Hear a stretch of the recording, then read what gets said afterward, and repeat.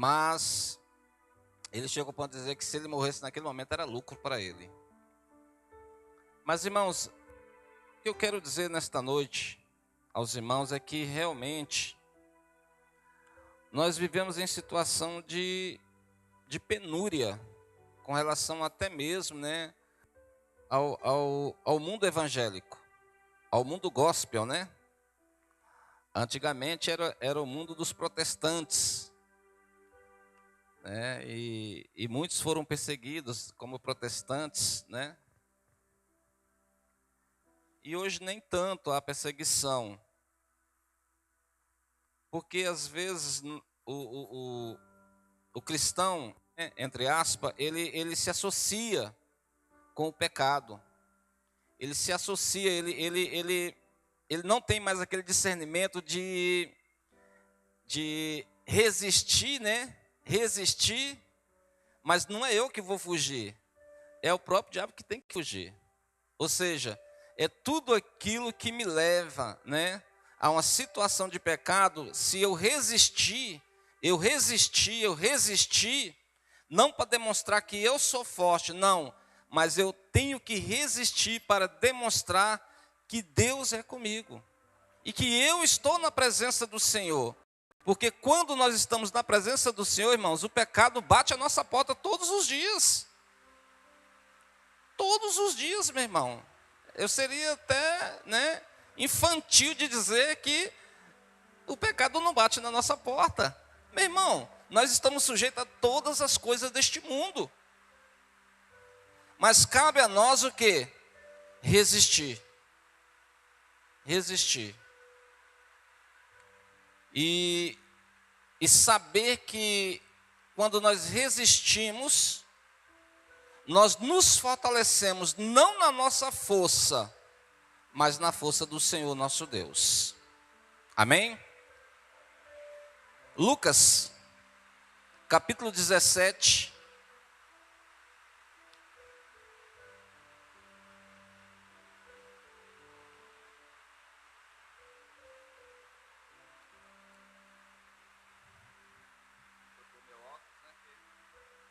Os anos se passam, né? Ontem eu fui na casa da minha mãe, lá tem mais ou menos umas 1000 fotos, né? Ela falou, vem ver as fotos, leva algumas fotos suas para casa e tal, aquele negócio, né? A Nádia não gosta de ver as fotos dela quando ela era mais jovem, né? Aí eu fui levando, fui vendo as fotos, e muitas fotos da minha família, né? Dos meus tios, das minhas tias. E eu fui tirando foto do celular, né? Das fotos. E eu enviei para eles. Ah, meu irmão, mas foi a maior festa, né? Foi a maior festa. Aí eu disse, mas como que eu era lindo, né? Outros diziam, como é que eu era linda, né?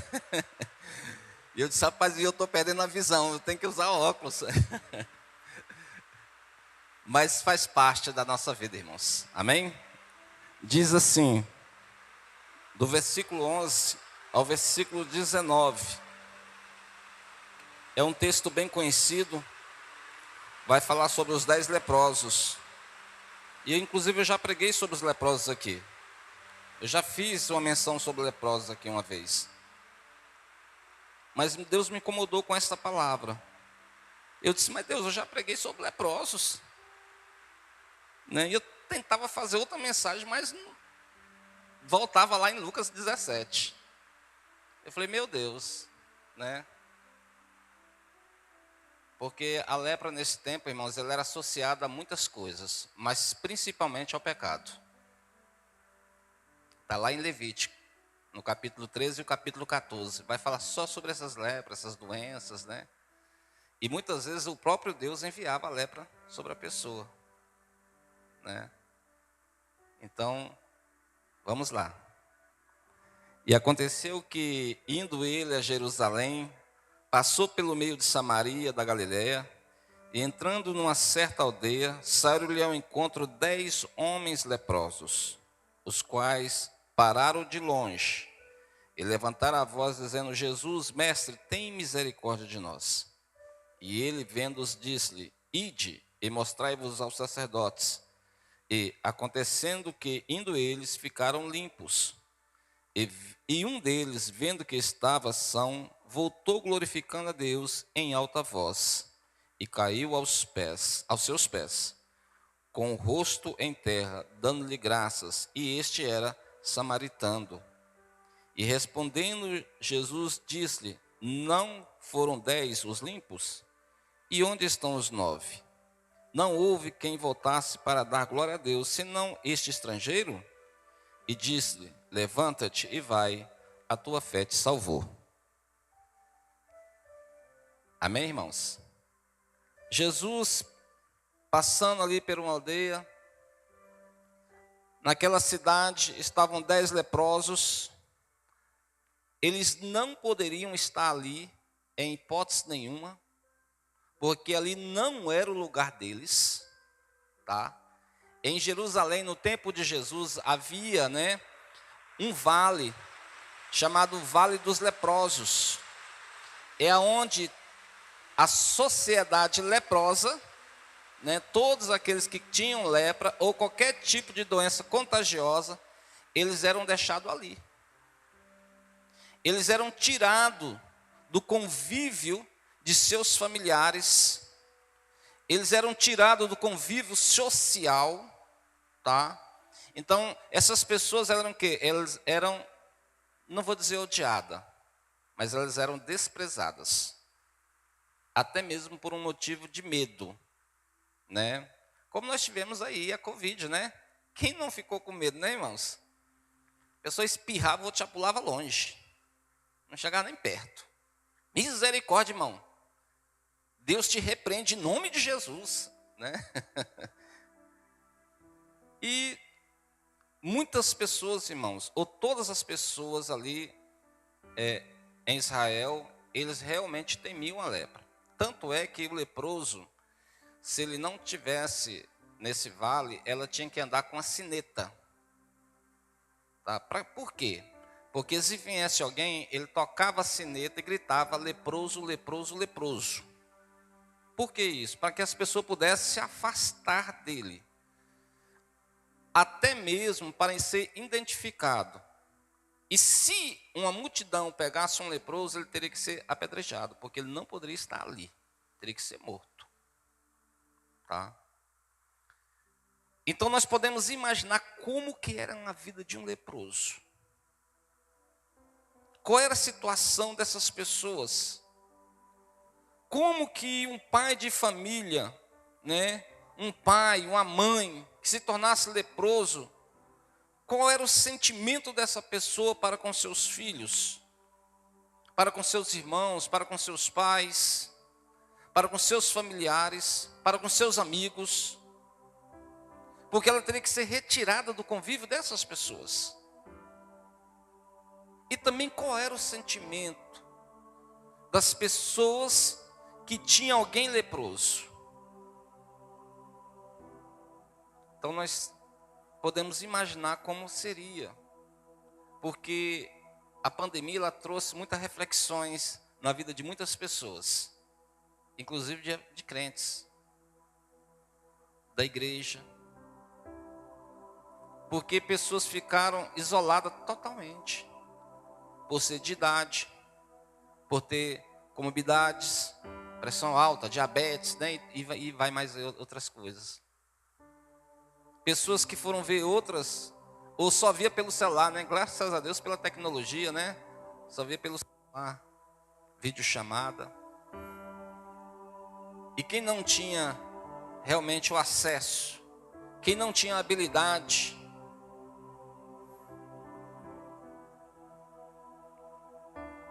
como que ficam essas pessoas? Qual foi o sentimento dessas pessoas? Então isso distanciou as pessoas. E realmente muitas pessoas se esfriaram. Muitas pessoas até se esqueceram de alguns familiares devido a essa pandemia. Muitos também ficaram desejosos. Outros iam visitar os familiares debaixo, da janela, ou próximo ali à janela, do lado de fora do portão. outros faziam serenatas de madrugada, outros saíram visitando os familiares. Eu lembro que Deus, Ele me incomodou muito na pandemia. Ele disse para mim, olha, pega o óleo, desce o monte 7 dias e unge o óleo. E você vai na casa de todos os irmãos e você não vai entrar. Você vai ungir os portões de cada irmão. Meu irmão, da Ceilândia até o Riacho Fundo, eu tive que ir. Como o pastor disse, Deus mandou, então. Às vezes os irmãos se assustavam e diziam, não se preocupe, eu não vou entrar. Está tudo bem? Está tudo bem. Então amém, eu só estou aqui orando. Uma ordem de Deus. Irmãos, o que eu quero dizer com isso é que realmente aquilo que nos traz medo nos remete a uma reflexão, ou nos leva a uma reflexão. Tem que nos levar a uma reflexão. Porque a situação desses homens era, como se diz hoje, de dar dó. Mas eles tiveram a coragem de procurar a Jesus. Porque esses homens não foram procurar medicina, porque não existia uma medicina que os curasse. Eles já estavam condenados. Eles estavam fardados do quê? A morte pela própria lepra, porque não havia cura para eles. E quando Deus usava de misericórdia, irmãos, para com algum deles, ou se algum deles viesse a ser curados, eles ainda tinham que se apresentar aos sacerdotes. Jesus então está indo, está passando, eles gritam por Jesus, Jesus para, toda a comitiva de Jesus para, eles olham para Jesus, as pessoas identificam eles como leprosos, eles não se aproximam de ninguém, eles gritam por Jesus para ser limpos. Jesus não determina nenhum tipo de cura na vida deles. Jesus simplesmente diz a eles, vá e apresente aos sacerdotes. Por quê? Porque existia uma lei lá em Levítico, no capítulo 14, que dizia que se uma pessoa fosse limpa da lepra, ela tinha que se apresentar ao sacerdote, e o sacerdote é que ia dar o veredito para dizer se aquela pessoa estava curada ou não.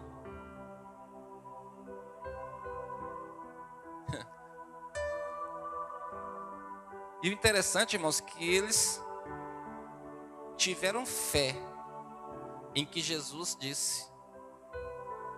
Jesus não falou, sejam curados, sejam limpos. Não. Jesus simplesmente disse, vai e se apresente aos sacerdotes. Ou seja, vocês já estão curados. Vá e se apresente aos sacerdotes. Para eles recolocarem vocês novamente na sociedade, no seio da sua família.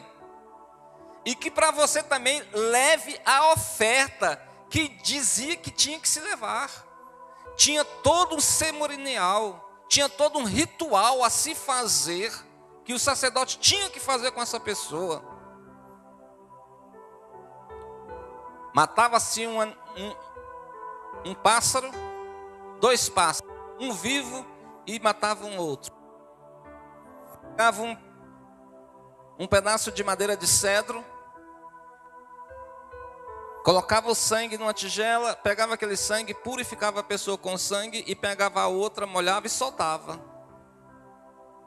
Era o primeiro ritual. Depois tinha que se raspar por completo, se depilar por completo. Depois tinha que apresentar cordeiros, bois. Se a pessoa fosse muito pobre, rolinhas, pequenos pássaros. Mas tinha que se levar uma oferta, tinha que fazer todo aquele cerimonial para a pessoa ser introduzida novamente na sociedade. Mas irmãos, essa passagem realmente ela fala muito conosco. Ela mexe muito com a gente. porque nós podemos observar aqui que quando nós pegamos essa passagem que Lucas escreveu e nós podemos trazer para os dias atuais, como seria essa lepra? Como que seria a situação de um leproso? Mas eu não quero dizer um leproso fisicamente dizendo, ou seja, realmente a doença não, né? Não, porque no Brasil, eu fui pesquisar algumas coisas no Brasil, porque quando eu fui para Minas Gerais, lá tem leprosários. Até hoje ainda tem. Incrível, né? E minha mãe mostrou, minha tia morava perto, próximo de um leprosário. Minha mãe disse, olha lá, aquilo ali era um leprosário, né? Havia muitas pessoas ali.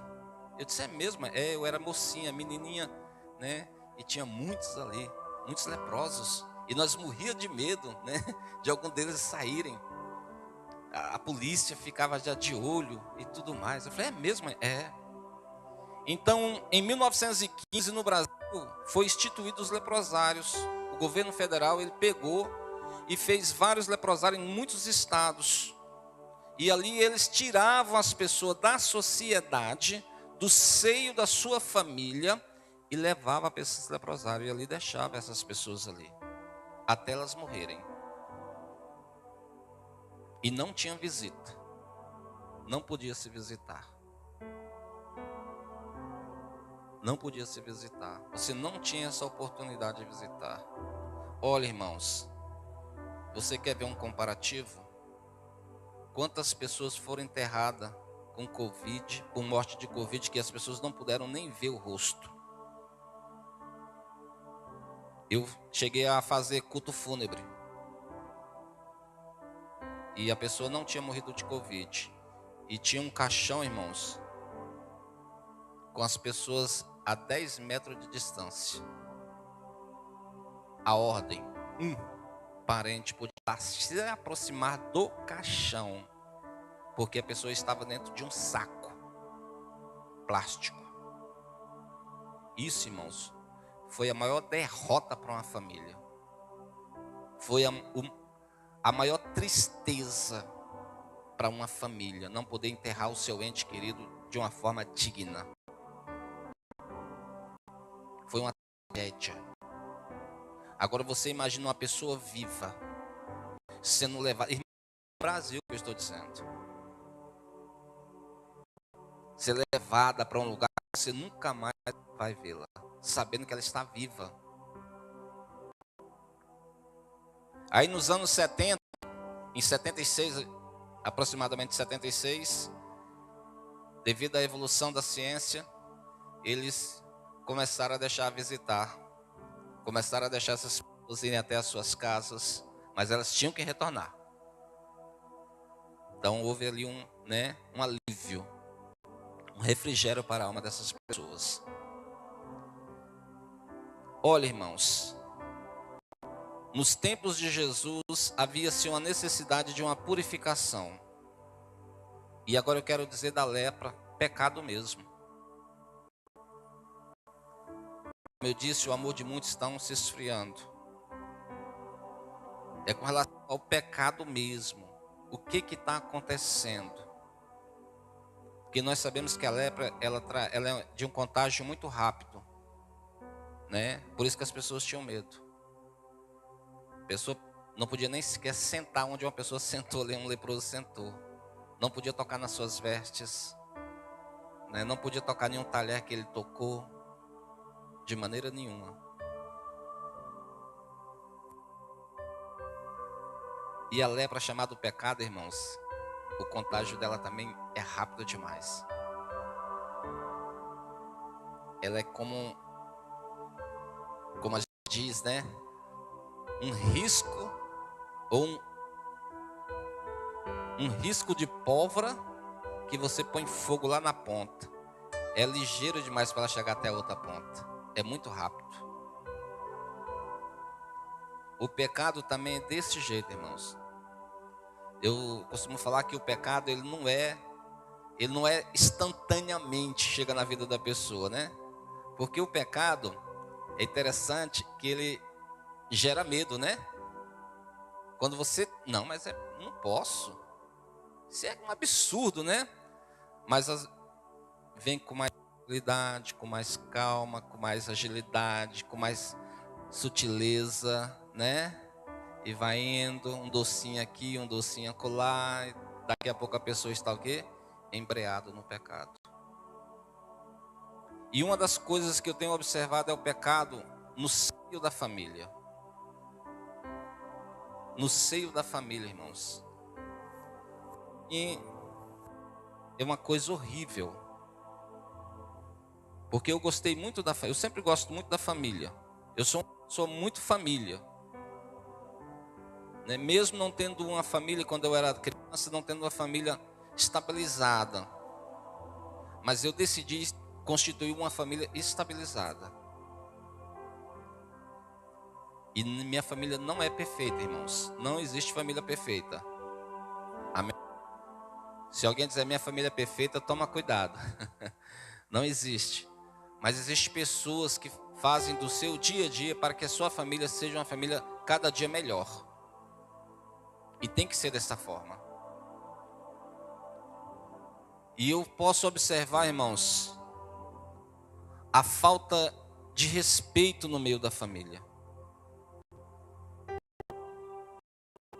Hoje, os pais dizem aos filhos não, os filhos, irmãos, saltam de raiva, de ódio. O pai diz algo na sua casa e muitas vezes a voz do pai já não tem validade nenhuma. Nenhuma. Eles não respeitam mais, os filhos hoje não querem mais respeitar os seus pais. E isso é pecado, irmãos. E um pecado que traz uma consequência muito grande na vida de um filho. Por quê, pastor? Porque você vai diminuir os seus anos na face da terra. Como eu creio na Bíblia, e é isso que ela diz. Honra teu pai e tua mãe, né? É um mandamento com promessa. E tu terás longos dias nessa terra. Se eu não honro, se eu não respeito, então eu estou pecando contra a própria palavra de Deus. Meu pai não foi um pai, irmãos, assim, aquele pai presente, aquele pai preocupado, não foi. Mas o dia que meu pai falasse assim, é não, pronto, acabou. Se pelo menos tossisse, eu raspasse a garganta, meu irmão, né? Ele dizia não, era não. Ele dizia sim, era sim. Não faça, não faça. Pode fazer? Pode fazer.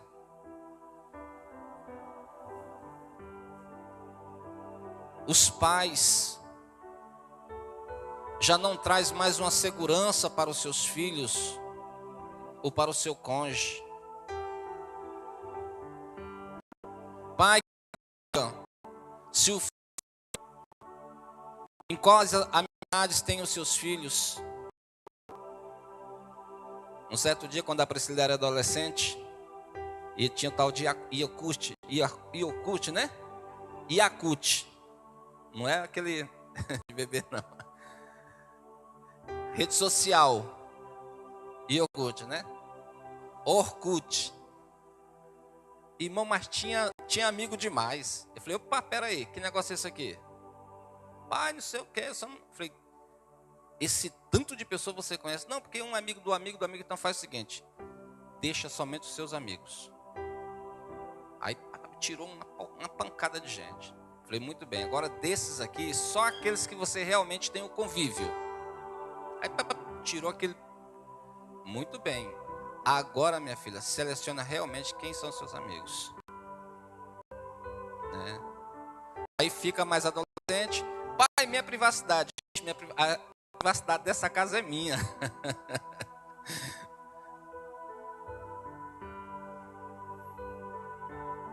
Irmãos, tudo que é pecado gera uma consequência. Ela gera uma consequência. Ela traz uma consequência na vida do homem, na vida da mulher, na vida do jovem, na vida do adolescente. Olha, eu digo que para você estabilizar uma família vai muitos anos. É muito choro, é muito trabalho, é muita dedicação. Porque os pais, eles se dedicam realmente aos seus filhos. Lá na minha casa, eu sempre digo aos meus filhos: respeite a história. Eu tenho uma história. E os meus filhos respeitam a minha história. Eu digo: respeita a minha história. Porque minha história é uma história de sofrimento, de batalha, de luta. E eu me entreguei a vocês. Eu me doei para vocês. Como eu também me dou para o Senhor, eu também tenho que me doar à minha família. Às vezes as pessoas constituem família, meu irmão, e como se não tivesse família.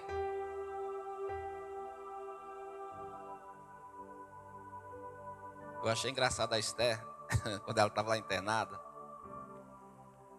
Ela disse assim: eu gosto do meu avô, porque ele não deixa a minha avó só. Olha só, irmãos, uma criança de quase 5 anos. E meu avô não deixa a minha avó. A minha avó é que briga com o avô. Eu disse: e olha que eu ainda tenho que ceder, viu, Esther?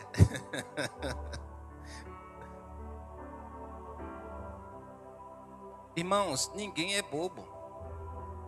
Não existe mais bobo, não, irmão. Tudo aquilo que nós fazemos reflete. Tudo aquilo que nós fazemos, escute. Você que tem uma família, escute. Tudo que você faz reflete na tua família. Tudo, irmãos. A Esté tem 4 anos e vai fazer 5 anos agora. Tudo reflete. O meu filho estagiou lá na empresa que eu trabalho. Eu consegui estágio para ele lá. Ele ficou 2 anos estagiando na empresa. No último dia do estágio dele, a chefe dele me chamou. Ela não deu os parabéns para ele. Ela me deu para mim. Ela falou: eu te chamei aqui, Tim, para te dar os parabéns pelo filho. Ele é um rapaz de caráter. Ele é um rapaz de respeito. Como eu sei que você é da empresa. Olha só, ela mandou me investigar para saber quem eu era. Eu falei assim: muito obrigado.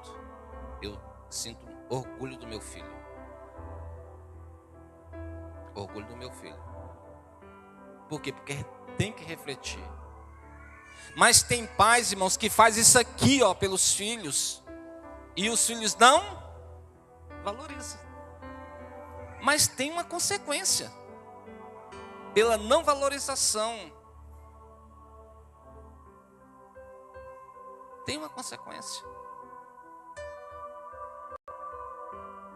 Sabe por que tem uma consequência? Né?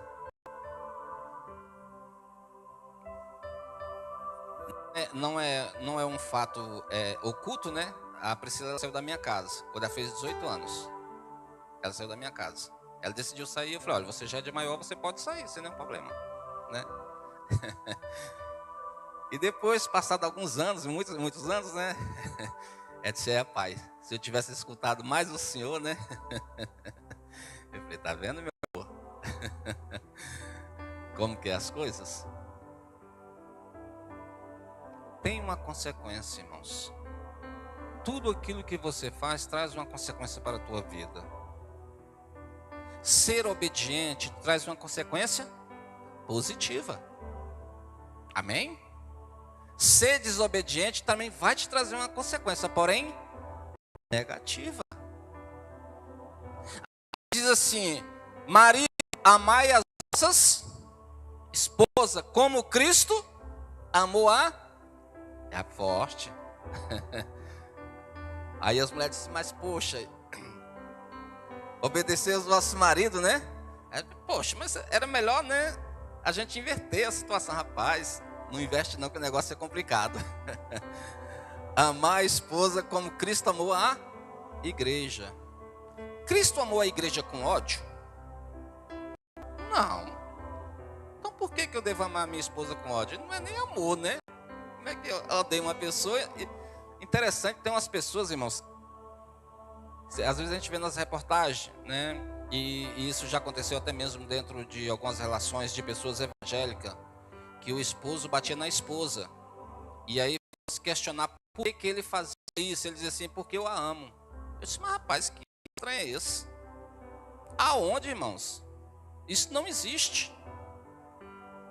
Quem ama, respeita. Quem ama, valoriza.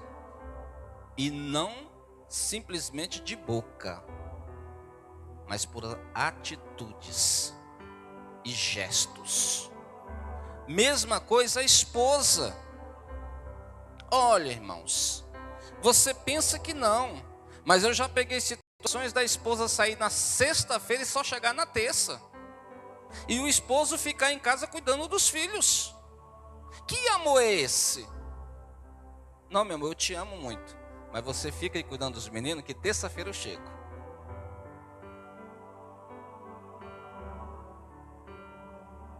Que amor é esse? Mas tem uma consequência. Porque todo pecado, ele gera uma consequência. E o pecado, a consequência dele é a morte. E muitas vezes as pessoas associam isso à morte física. Eu quero dizer que não é morte, simplesmente uma morte física, mas sim uma morte espiritual. E essa morte espiritual vai fazer com que a pessoa, ela se doe mais ao pecado. Sabe por quê? Porque a própria palavra de Deus diz assim: aquele que está na lama, se lameie mais. Aquele que está fugindo do pecado ou se santificando, se santifique mais. Ou seja, fuja de toda a aparência do mal. Porque naquele momento de Jesus ali, que ele diz aos leprosos: ei, apresente ao sacerdote, sabe o que ele quis dizer? Vá lá porque vocês estão curados. E vocês precisam ser purificados diante de uma sociedade. Mas hoje é o sangue de Jesus que nos purifica de todos os nossos pecados. Nós também precisamos de uma purificação, irmãos. Precisamos. Domingo o pastor diz: olha, irmãos, o pecado tem nome, o pecado tem hora, o pecado tem uma circunstância. Meu irmão, e é verdade. E nós precisamos nos purificar destes pecados, irmãos. Porque o apóstolo João, ele diz isso na sua primeira carta. 1, versículo 7. E mais abaixo ele diz: olha, filhinhos, não pequeis, mas eu sei que todo mundo peca. Sabei que nós temos um advogado, Jesus Cristo justo. A lepra, irmão, ela quer nos impregnar, ela quer nos pegar, ela quer nos contagiar. O pecado, ele quer nos contagiar, irmãos. Jesus, ele diz na oração sacerdotal, ele diz assim: Pai, santifica-os, na verdade a tua palavra é verdade. Eu peço, meu Deus, que o Senhor não tire eles deste mundo, mas que livre eles de todo o mal deste mundo.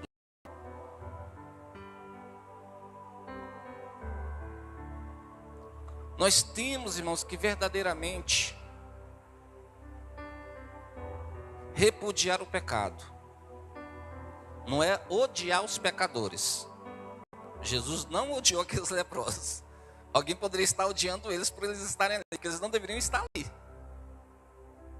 Nós não odiamos os pecadores, mas nós não concordamos com o pecado. Nós não associamos ao pecado. É interessante quando nós somos convidados para um festejo, uma festividade de família, né? E lá as pessoas bebem, né? E aquele negócio todo. E você está ali, né? Mas você se sente um peixe fora d'água. Meu Deus do céu, né? Como que pode? Mas aí você olha e tem uma discussão, um xingamento, tem não sei o quê e tal. Aí aquilo vai te incomodando. Daqui a pouco você levanta: ô pessoal, a festa tá boa demais, mas eu vou dizer uma coisa para vocês: o sono bateu e realmente eu preciso de ir embora. Deus abençoe vocês, né? E conte comigo para a próxima festa. Eu estou aqui com vocês. E você vai mesmo. Por quê? Porque você ama a sua família. Você ama as pessoas, independente do que elas fazem. Porque o que elas fazem não pode o quê? Contagiar você. Mas o seu amor tem que contagiar aquelas pessoas. O amor de Jesus contagiou aqueles homens e toda aquela multidão, porque Jesus deu atenção àquelas pessoas. É desse jeito, irmãos. É desta forma. E nós vamos observar que a cada dia, a cada instante e a cada momento, o pecado ele avança. Ele avança, irmãos. Ele avança de uma forma assim ligeira, muito rápida. Eu disse que traz uma consequência o pecado. Esses dias eu ouvindo rádio, eu gosto de ouvir a rádio quando eu estou indo trabalhar, eu ponho naquela CBN. E aí eu observei uma reportagem que dizia que uma moça jovem, fazendo medicina, morreu devido a um uso de droga. Eu disse, meu Deus! Como que pode uma pessoa fazendo medicina, tendo conhecimento, e um conhecimento ainda maior do que outras pessoas, usar esta coisa, essa substância, sabendo que isso poderia levar ela o quê? À morte, como a levou. Pessoas entendidas e estudadas, pessoas de um intelectual, meu irmão, poxa, invejável. Mas pessoas que se deixam ser levadas pelo quê? Pelo pecado, irmãos. Pelo pecado. Eu tenho que amar as pessoas, mas primeiro eu tenho que amar a mim mesmo. Porque se eu não me amar, como que eu vou amar as pessoas? Se eu não me valorizar, como que eu posso valorizar as pessoas? Não tem como. Não tem como.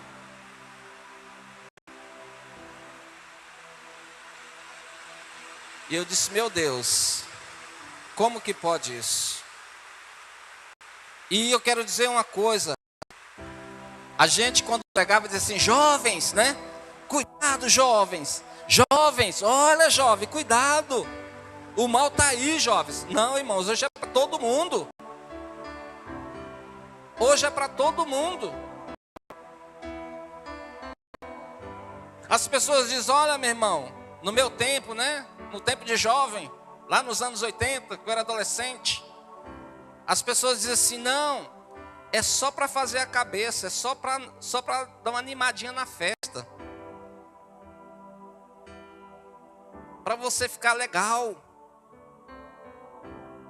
Mas como eu sempre fui muito medroso para essas coisas, eu disse, não, eu gosto de fazer as coisas consciente. E as pessoas diziam, é só apenas uma verdinha, uma erva. E hoje saiu uma reportagem na CBN de um estudo que foi feito, que toda pessoa que usa maconha, e foi feita essa pesquisa, porque eles querem a legalidade da maconha, uso recreativo, mas nós sabemos que isso não existe uso recreativo. Tudo que é recreativo acaba em festa, em bagunça, isso é principalmente no Brasil, né, irmãos? Hoje eu até comentando lá no serviço, o que vai ficar de gente presa lá em Dubai, não vai ser brincadeira, viu? Porque a lei lá, meu irmão, é severa.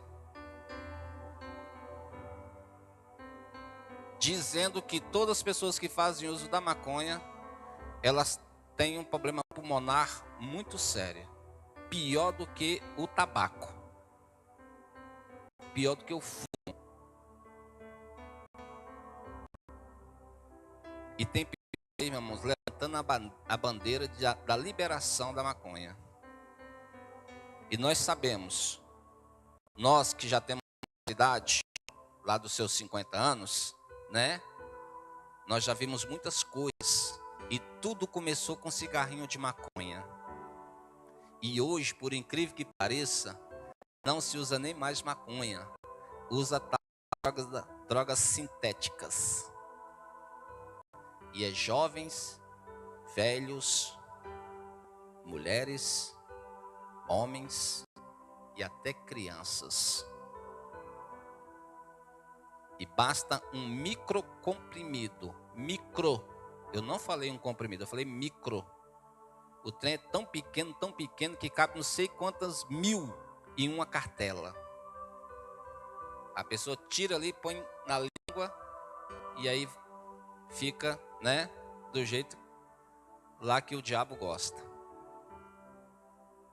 Mas traz uma consequência o pecado. E isso destrói famílias. Isso destrói famílias. E muitas coisas, irmãos, virão por esses tempos. Escuta o que eu estou dizendo. E muitas coisas virão por esses tempos para a destruição da família.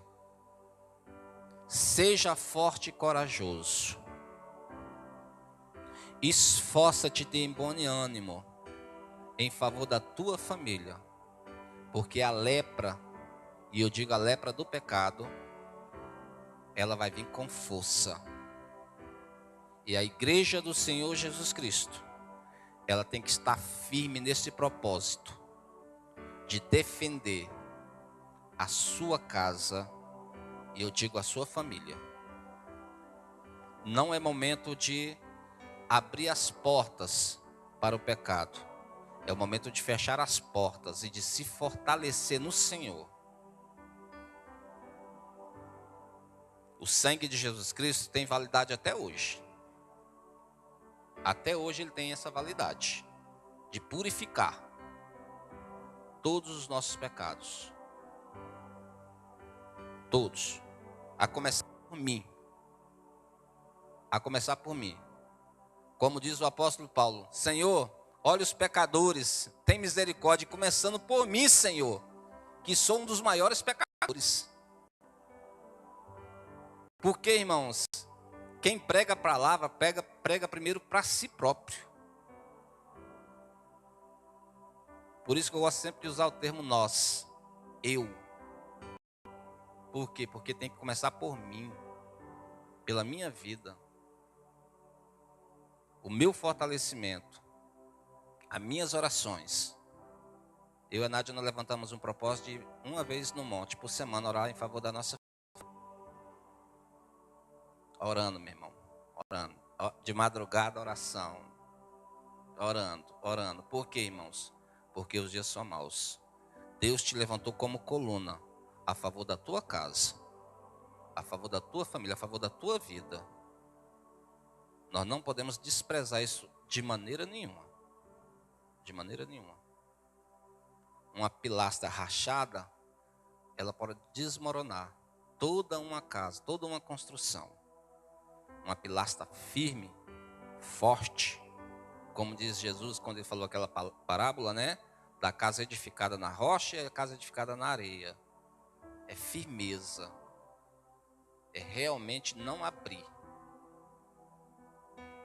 Às vezes é alguém com um gracejo, com alguma coisinha, e você vai só cortando.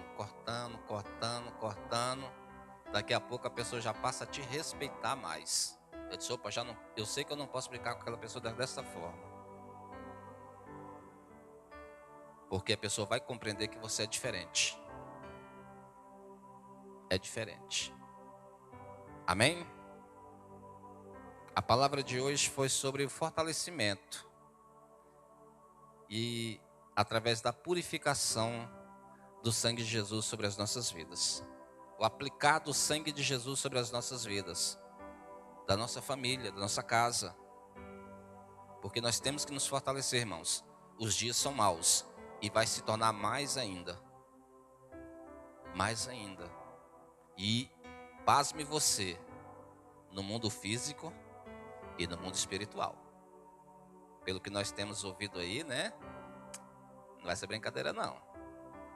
Se a igreja orou, meu irmão, esses dias aí, agora vai ter que dobrar a oração. Vai ter que dobrar a oração. E vai vir, irmãos, para atingir a família. É uma instituição elaborada por Deus, planejada por Deus, é a família. E se essa família for destruída, meu irmão, desmorona toda uma sociedade, desmorona todo um país, todo. E uma casa caída, irmãos, é triste. Como os leprosos eram tristes, né, de se ver. A casa caída é triste de se ver. Sabe por quê? Por quê? Vai implicar muita força para poder edificá-la novamente. Muito trabalho. Vale a pena? Vale. Com certeza vale a pena. Mas vai ser com muito esforço e muita dedicação. Às vezes uma casa, né, a gente olha bonita, né? Que casa linda, bem feita, bem dividida, uma cor assim perfeita, né? Mas a gente só admira, mas não sabe como que foi para chegar naquele ponto. Para que se pudesse chegar naquele patamar, naquele nível, né? O que a pessoa que edificou passou, né? Como foi o planejamento? Qual foi a estratégia que ela usou para chegar, né, naquela cor, que ela escolheu aquela cor, aquela edificação bonita, né? A gente só, quem está fora olha só a beleza, né? Admira. Mas quem está dentro sabe qual foi o sacrifício para chegar naquele ponto. Assim é a nossa casa espiritual, assim é a nossa valorização aos nossos familiares. Amém? Valorize o que você tem. Dê valor. Ame o que você tem. Ame o que você tem. Realmente ame, né? Eu sempre, quando eu me casei com a Nádia, eu dizia assim para as pessoas, né? Nenhum familiar meu nunca falou da Nádia. Eu sempre dizia assim, olha, eu não aceito que ninguém fale da Nádia. E a Nádia sempre dizia também às pessoas, eu não aceito que ninguém fale mal do Tim. Não aceito, né? Não aceito. Então, se você for falar, fale para ele. Não fale para outra pessoa. Porque eu não aceito. Irmãos, vamos colocar de pé em nome de Jesus.